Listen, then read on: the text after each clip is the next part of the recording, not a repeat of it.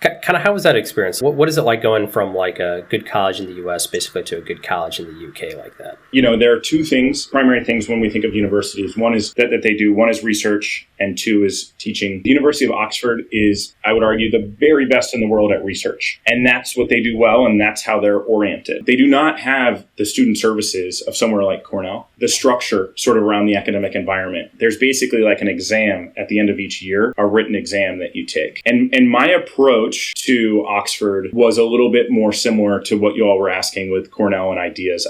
My co-founder from Charles Park Ben, I met him on the first day of the Rhodes Scholarship. He had a job at McKinsey, and I was like, hey, we should try and start something. We have 2 years to do this. This is a privilege. No offense, but let's not have to put ourselves in a position where we're working on problems that we aren't defining, that we aren't excited about. And a lot of it has to do with his brilliance, and that went a lot of different directions. But we did end up starting Charles Park together, and it was an immense privilege to be able to work on that and to spend a lot of time with my peers. And I met my wife Sarah there too. So that was a great experience, of course, only to say it was very different from Cornell, where the academic sort of nature of the institution, I think, can be really consuming. And it can be really hard to find time away from all of the stuff that you need to read. Very different, but beneficial in other ways.